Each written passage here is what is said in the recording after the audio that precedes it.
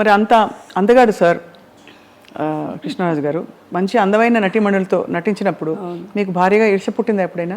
ఎప్పుడు లేదు. అంటే కృష్ణరాజు గారి సంగతి నాకు తెలుసు కదా, ఆయన ఎట్లాంటి మనిషి ఏంటో అని. నేను కూడా అందరిలాగా ఎంజాయ్ చేసి చూసేదాన్ని. అంతేనా? రాధిక్ గారు వీళ్ళందరూ నవ్వేవారు కూడా బాగా. వాళ్ళు మన ఇంటికి వచ్చేవారు. జయప్రద గారు, జయసుద్ గారు, కృష్ణరాజు గారి గురించి చెప్తా ఉంటే నేను ఎంతో ఆనందం. అమ్మ షూటింగ్కి వచ్చినా కూడా సార్ ఎంత గొప్పతనం అంటే లాస్ట్ వరకు నిల్చొని మేమందరం ఎక్కి షూటింగ్లో ఆడపిల్లలు ఎవరు వెళ్ళే వరకు కూడా ఆయన వెళ్ళేవారు కాదు షూటింగ్లో. అంత రెస్పెక్ట్గా చూసేవారు మమ్మల్ని అని. సో అంత గొప్ప వ్యక్తి కృష్ణరాజు గారు. ఇప్పుడు భక్త కన్నప్ప మళ్ళీ తీద్దామని పూనుకుంటున్నారు. మీకేమనిపిస్తుంది శ్యామలాదేవి గారు? అంటే ఆ చర్చ వచ్చింది కదా ఇండస్ట్రీలో మనకి. అంటే భక్త కన్నప్ప అంటే ఇంకా అందరూ అన్నట్టే ఈ రోజుకి. నిన్న కూడా మేము కోయంబత్తూరు వెళ్తే ఈషా లైఫ్లోకి వెళ్ళాక మా ఫ్రెండ్ వాళ్ళ హస్బెండ్ ఆయన అంటున్నారు, అమ్మ నాకు ఆదియోగం చూస్తే అందులో కృష్ణరాజు గారు భక్త కన్నప్ప కనిపించాడు అని. అంటే అది ఇంకా ఆయన తప్ప ఎవరు ఊహించుకోలేని పరిస్థితి. బాబు కూడా చాలా సార్లు అన్నారు పెదనాన్నగారితో, పెదనాన్నగారు కొన్ని సినిమాలు మేవైతే నేను ముట్టుకోను మీరు ఎన్ని చెప్పినా చేయమనివారు, నువ్వు చేయగలవు అని. నో, అది only one rebel star Krishnaraju గారు, మీరే చేయాలి. భక్త కన్నప్ప క్యారెక్టర్ అనేది నేను కూడా చేయలేను అని ఎన్నోసార్లు చెప్పడం జరిగింది బాబు. అవును, చాలా సాహసం అవుతుంది. అందుకే అంటే అది ముందుకు కదలలేదని 2-3 సందర్భాల్లో మనోజ్ గారు కూడా అన్నారు వేదిక మీద. ఎందుకంటే చాలా కష్టమైన ప్రాజెక్ట్ పాత్ర అది. అదే పాటలు, అసలు ఆ భక్తి, ఆ వైభవం, అదే అందరూ మనసులో అలా ఉండిపోయింది. ఆ బాపు రమణల డైలాగులు ఏంటి అసలు, అబ్బాబాబా అది మాటలు కాదు కదా. వాణిశ్రీ గారు, రావు గోపాలరావు గారు అప్పుడు ఆర్టిస్టులు చేయటం అనేది అదొక కళ అనమాట. అది ఎన్టీ రామారావు గారే కృష్ణరాజు గారు తీసుకెళ్ళి మీరు రావాలి తప్పకుండా చూడాలి అంటే చూసి ఇంటర్వ్యూలు మధ్యలో విశ్రాంతి ఇవ్వద్దన్నారంటే, కంటిన్యూ చేయండి, నేను ఇంక అసలు కంటిన్యూ చూడాలి ఈ మూవీ అని. లాస్ట్లో చూసి ఏం చేశారు బ్రదర్ అన్నారంట. ఒక అన్నారా? అన్నారంట రామారావు గారు. అంతటి గొప్ప చిత్రం అది. ఎన్ని గొప్ప జ్ఞాపకాలు, అన్ని 100 సినిమాలు. ఆ 100 సినిమాలతో పాటు ఆయన చేసిన గొప్ప సేవా కార్యక్రమాలు మీరు అంటుంటే గుర్తుకొచ్చింది. నా దగ్గర ఫోన్లో కూడా ఉంది. ఫస్ట్ ఆయన అప్పుడు దివసీమకి వరదలు వస్తాయండి విజయవాడ, సినిమా ఇండస్ట్రీలోంచి ఫస్ట్ కదిలో వచ్చింది నేనంటే కృష్ణరాజు గారు. అందరినీ తీసుకెళ్ళి ఆ రోజు చాలా ఫండింగ్ కట్ చేసి, ఇక్కడ ఉంది ఫోటో మీరు, ఇందిరాగాంధీ గారు కృష్ణరాజు గారు ఫండింగ్ అప్పుడు దివసీమ అప్పుడు ఫస్ట్ అయినా ఆ రోజుల్లో 1,05,000. అమ్మో, ఆ రోజులో ఇంత పెద్ద అమౌంట్ ఇచ్చి అది అప్పుడు పేపర్ కటింగ్ ఉంది. నిన్న ఎవరో బాబు చేశారని, ఆ రోజుల్లో హైయెస్ట్ అంటే కృష్ణరాజు గారు ఇచ్చారని, ఎవరెవరు ఎంత ఇచ్చారు ఏంటి అనేది నాకేమో చార్ట్ పంపించారు. అలా సేవా కార్యక్రమాలంటే ముందు ఉండేవారు కృష్ణరాజు. లారీలు వేసుకెళ్ళిపోయి లారీలు నిండా చీరలు ఇవి అవి పనిచేసేవారు. ఇదొక వైపు. మరోవైపు ప్రభాస్ గారు 1,00,000 మందికి, అవునండి, ఫ్యాన్స్కి భోజనాలు 1,00,000 మందేనండి ఆ రోజు. ఈజీగా అయ్యారండి ఆ రోజు. మాకు అక్కడ భీమవరం ఎన్ని ఊర్లు ఉన్నాయో అన్ని ఊర్లు ఏకమైపోయి మొగల్తూరు ఎక్కడుందో మాకు కనపడలేదు, అంత జనం వచ్చారని. ఇంత జనానికి కూడా అరేంజ్మెంట్ చేయటం, ఎవ్వరికి కొంచెం కూడా ఏమి వాళ్ళకి పడిపోవటం కానీ లేకపోతే ఇంకోటి కానీ జరగకుండా సేఫ్గా ఇంటికి వెళ్ళేటట్టుగా అంత ప్లాన్ చేసి. క్షత్రియ వాళ్ళు కదా? అవునండి, మన క్షత్రియ ప్రసాదరాజు గారా? నాన్ వెజ్లో ఎన్ని రకాలు ఉన్నాయి, అన్ని రకాలు. అదే అది అంటే వినికిడి ఇవన్నీ అంటే పెదనాన్న గారికి అలా ఇష్టం కదా, అలాగే పెడితే ఆయన ఇంకా ఆనందంగా ఉంటుంది ఆయన. కానీ బాబు ప్లాన్ చేసి అలాగా చేశారు. అసలు ఈ జరిగిన వెంటనే ప్రభాస్ గారు బాగా అల్లాడిపోయి ఉంటారు కదండి? బాగానండి. అసలు ఆయన చూసి పిల్లల్ని చూసి ఆయన ఆ సిచ్యువేషన్ జీవితంలో ఎప్పుడు వస్తుంది అనే ఊహ కూడా నాకు రాలేదు ఎప్పుడు. ఎందుకనో కృష్ణరాజు గారిని చూస్తే ఆయన మంచి హెల్దీ పర్సన్ కదా, ఆయన అలా వస్తుందని నేను అనుకోలేదు. ఎలా జరిగిందండి చివరిలో? అంటే వాళ్ళ ఫ్యామిలీలో ఉన్న వేరే ప్రాబ్లమ్స్ కాదు కానీ కొంచెం కాఫ్ అండ్ కోల్డ్ న్యూమోనియా అని ఫాదర్కి వచ్చింది, తర్వాత సూర్యనారాయణ గారికి, లాస్ట్లో సేమ్ కృష్ణరాజు గారికి కూడా అదే న్యూమోనియా వచ్చింది. ఏజ్లో జాయిన్ చేసాము, తగ్గింది. ఇంకా శుభ్రంగా ఇంటికి వెళ్ళిపోవాలి అన్నప్పుడు అది మళ్ళీ రీసూట్ అయ్యి దాని మీదేమో హార్ట్ ఫెయిల్యూర్ అయిందండి.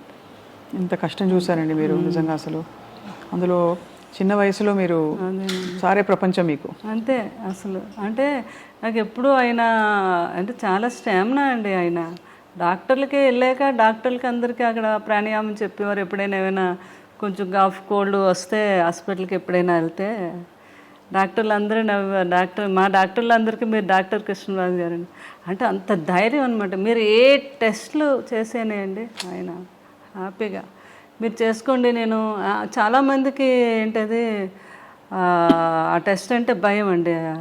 దాన్ని ఏమంటారు, ఎంఆర్ఐ అంటే చాలా భయం. అలా డాక్టర్లు అనేవారు ఎంఆర్ఐ అంటే చాలా మంది పడుకోబెట్టేదా, దానికి మేము ముందు వాళ్ళకి ట్యాబ్లెట్ వేస్తాం సార్. అలాంటిది మీరేంటి ఎంతసేపు అయినా మీరు చేసుకోండి, నేను హ్యాపీగా జ్ఞానంలోకి వెళ్ళిపోతానని చెప్పేవారు ఆయన.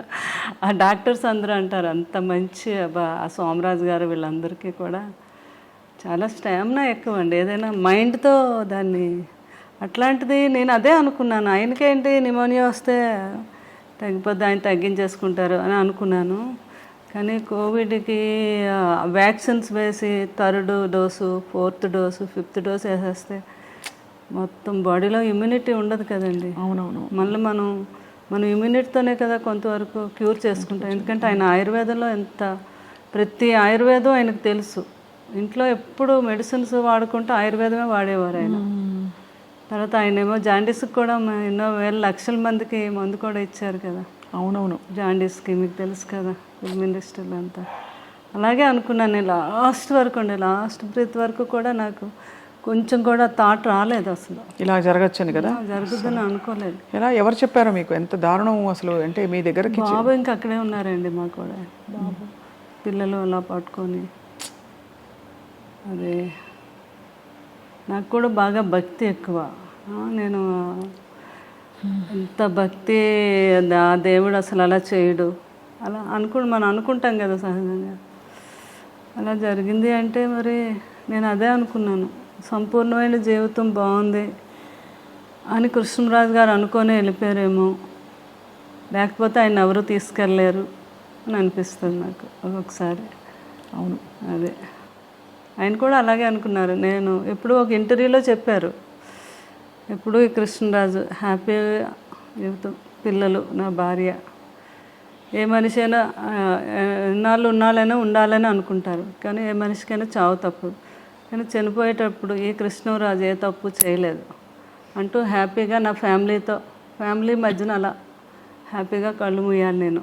అదే నా చివరి కోరిక అని ఒకసారి ఏదో ఇంటర్వ్యూలో చెప్పారు. తర్వాత ఎన్ని వేల మందో ఫోన్ చేసి ఆయన అలా అన్నందుకు చాలామంది ఎమోషనల్గా ఫీల్ అయ్యి బాధపడి కూడా ఫోన్ చేశారు. లాస్ట్లో అలాగే అయింది, ఆయన బ్రీత్ అలాగే వెళ్ళింది. ఎంత గొప్ప చావంటే అయింది ఆ రోజు. వర్షం, విపరీతమైన వర్షం. బాడీని తీసుకెళ్ళి అక్కడికి వెళ్ళేసరికండి ఆ స్పాట్లో పెద్ద ఎండ వచ్చి సూర్యుడు అందరూ అలా అటే మీరు వీడియోలు చూడండి, అందరూ అలా ఆకాశంగా చూశారనమాట. పెద్ద సూర్యబింబం అండి. అది అయ్యాకండి ఇంటికి వచ్చి చూస్తే అక్కడ మాకు ఆ 7 days అండి పెద్ద నక్షత్రం స్టార్ అక్కడ. తర్వాత ర్యాంబో వచ్చిందండి. గొప్ప వాళ్ళు పోయినప్పుడే వస్తుందంటారు. అవును అవును. తర్వాత ఆయన సీతాభస్మం మేము కాశీ తీసుకెళ్తే పిల్లలు అందరూ వెళ్ళారు. అక్కడ పూజ చేస్తున్నప్పుడు పెద్ద వర్షం పడిందండి అక్కడ. అప్పుడు ఆయన అడిగారంట, ఎవరు ఇది ఏంటి అంటే ఇలా అని. అసలు నా జీవితంలో ఎవరైనా గొప్ప వాళ్ళకి ఇలాగా ఇక్కడ చేస్తున్నప్పుడే ఆ టైంలో పడుతుంది వర్షం. పడి అండి అక్కడ పెద్ద ర్యాంబో అండి. అబ్బా, ఆ ర్యాంబోని పిల్లలు ఫోటో తీసి, పాపేమో ఇక్కడ వీళ్ళు మా పిల్లల చేతి మీద టేటో వేసుకున్నారు. అది అంటే అంత కాంతి. బాబు కూడా అసలు ప్రభాస్ గారు కూడా ఆశ్చర్యపోయారనమాట ఈ సంఘటనలో. అంటే పెదబాజీ అంత గొప్ప వ్యక్తి, అంత గొప్పగా ప్రాణం వెళ్ళింది అనడానికి ఇవన్నీ మనకి చిహ్నాలు అయ్యి అని అది అనమాట భాషలో. అక్కడ 7 days అక్కడ ఆ స్టార్ అలా వెలుగుతూ ఉంటే ఆయన అక్కడ ఉండి చూస్తున్నారు మమ్మల్ని అని నేను రోజు వెళ్ళి దండం పెట్టుకునేదాన్ని. ఆ ఫొటోస్ అన్నీ ఉంటాయి నాకు. ఇది మీరు ఎంత అంటే ఒక భక్తురాలు నిజంగా ఒక ఎలా అయితే భక్తి భావన ఉంటుందో అటువంటి భావన మీరు అవునండి మీకుంది వారి పట్ల. అది వారి అదృష్టం. వారి లాంటి వ్యక్తి ఒక చెట్టంత మనిషి మీ జీవితంలో ఉండడం మాకు చూడడానికి ఎంతో హాయిగా ఉంది. ఆ ఆలోచన మీరు వారు కలిసి గడిపిన సంవత్సరాలన్నీ కూడా శ్యామలాదేవి గారు. ఈరోజు ప్రతిరోజు ఆయనకి నచ్చిన వంట పులుసు ఏదో వండిన ఫుడ్ కొంచెం పట్టుకెళ్ళి ఆయన దగ్గర పెట్టి ఆయన మొన్న బాబు పులుసు పెదబాజీ పులుసు ఎప్పుడు వండి పంపించేవాళ్ళం కదా మేము బాబుకి. కృష్ణరాజు గారు తయారు చేయించి పంపేవారు. కూర్చొని ఇంకొక 10 వరకు అలా వెయిట్ చేసేవారు. బాబు దగ్గర నుంచి ఫోన్ రావాలి ఆయనకి. ఫోన్ చేసేవారు, పెదబాజీ పులుసు అదిరిపోయింది అనేవారు అనమాట. ఇంకా చూడాలి. ఒకసారి ఇప్పుడు కన్నం బాగా చేశారు అంటే, కన్నం జస్ట్ గరిట కలపడమే, అందులో అన్నీ వేసింది నేనే మీరంటారా? కృష్ణరాజు గారు అవునా? Okay okay. ప్రభాస్ గారితో మిమ్మల్ని ఏమని పిలిచేవారు? నన్ను మామూలుగా అనేవారు, లేకపోతే శ్యామ్ అనేవారు, లేకపోతే ఒకసారి ఆయనకి అమ్మడు అనేవారు అనమాట. ఒక్కొక్కసారి అంటే ఒక్కొక్కసారి నన్ను ఒక తల్లిలా కూడా భావించేవారు ఆయన. అంటే నేను ఆయన చూసుకునే విధానాన్ని అలా అనమాట. అంత ప్రేమ ఆయన. ఒక్కోసారి చిన్న పిల్లలా చూసేవారు, పిల్ల అనేవారు. అంటే ఒక స్త్రీని ఎలా సంతోషపెట్టాలి, ఏ మాట అంటే ఆ అమ్మాయి సంతోషపడుతుంది అనేది ఆయనకు బాగా తెలుసు. అది అనమాట. ఎవరికి నిన్ను కూడా అదే చెప్పేవారు. కొంతమంది ఏదైనా ఏ స్త్రీ పెద్దగా ఏమి ఆశ కాదు, తను ఎంతైనా మనం సంతోషమైన ఒక మాట తన్ని అన్నాము అంటే దానికోసం తను ఎంతైనా కష్టపడి ఎంతైనా చేస్తుంది అనేవారు అనమాట. అలాగే స్త్రీ యొక్క గొప్పతనం గురించి ఆయనకు బాగా తెలుసు. అంతే కదా, ఆయన ఏదైనా పొగిడితే మనం ఎంత ఆనందపడి ఏదైనా అదే అండి ఏం కావాలండి అది అంటాం కదా, అలా అనమాట. ఏదైనా మంచి శారీ కట్టుకుంటే నేను అడిగేదాన్ని ఎప్పుడైనా, శారీ కట్టుకున్నాను ఎలా ఉంది అంటే, ఆ శారీ కట్టుకోవడం వల్ల ఆ శారీ నువ్వు కట్టుకోవడం వల్ల ఆ శారీకి అందం వచ్చిందని ఎవరన్నమాట. అట్లా పొగట్టులు ఆ రకంగా ఉండేవి ఆయనవి. చాలా హ్యాపీగా ఉండేది. ఈ ప్రభాస్ గారు ఏమని పిలుస్తారు మిమ్మల్ని? నన్ను కన్నమ్మ, పెద్దబాజీ అనమాట. మాలో అలా పిలుస్తారు. అలా అంటారు. అవును, నన్నేమో కన్నమ్మ పులుసు అదిరింది. ఫోన్ లాక్కనే కన్నమ్మ ఓన్లీ గరిటె పెట్టి కలిపింది, అందులో వేసినవన్నీ నేనే అంటే అంటారు కదా. కృష్ణరాజు నేర్పించింది మీరు, అంటే మీకు నేర్పించింది ఆయనే కదా. అవును కదా. అలాగనమాట. మీ అంటే ఇల్లంతా కూడా ఇంకా కృష్ణరాజు గారు మిమ్మల్ని చూస్తుంటే అసలు వారు ఇక్కడే ఉన్నట్టు అనిపిస్తుంది. ఇప్పుడు కూర్చుని వింటున్నారు అన్నట్టు. అంతేనండి. కానీ అక్కడ ఒక నిలువెత్తు విగ్రహం అండి. నేను రాగానే ఉలిక్కి పడిపోయానండి. అసలు మీరు ఎలా అయితే ఉలిక్కి పడ్డారో స్వప్న గారు, ఫస్ట్ టైం ఒక రోజు బాబు నన్ను చూడడానికి ఎప్పుడు ఫోన్ చేస్తారు, ఆ రోజు అనుకోకుండా నేను ఫోన్ ఎత్తలేదు అయింది. ఇలా లోపలికి వచ్చి ఆ విగ్రహం చూడగానే ఒకసారి ఇలా అన్నారనమాట. బాబు లుక్కి పడ్డారు. సేమ్ అట్లాగే ఇప్పుడు ఎవరు వచ్చినా కూడా ఆ స్టాచ్యూ దగ్గర వచ్చి కృష్ణరాజు గారు ఉన్నారు అలా నవ్వుతూ మనల్ని పలకరిస్తున్నారు. ఆ భావన ప్రతి ఒక్కరిలోని. అందుకే ప్రతిరోజు కూడా 2 daysకి ఒకసారి ఆ డ్రెస్సులన్నీ కుట్టించాను నేను. ఆయనకి ఇష్టం కదా మంచి బాగా డ్రెస్సింగ్ అంటే చాలా ఇష్టం ఆయన. నేను నవ్వేదాను. చిరిగిపోయిన బట్టలైనా కృష్ణరాజు గారు వేసుకునేవారు, కానీ నలిగితే వేసుకునేవారు కాదు. ఆయనకు అంత ఇష్టం అనమాట. అవన్నీ కుట్టించాను నేను. ఎప్పుడు 2 daysకి ఒకసారి డ్రెస్సులన్నీ మారుస్తాను. విగ్రహానికి అవన్నీ ఆయనకి ఆ సూటు అవన్నీ కూడా. ఆయన గురించి జ్ఞాపకాలు మీరు చెప్తున్న కొద్దీ కళ్ళ ముందు కదలాడుతున్నారు. అదే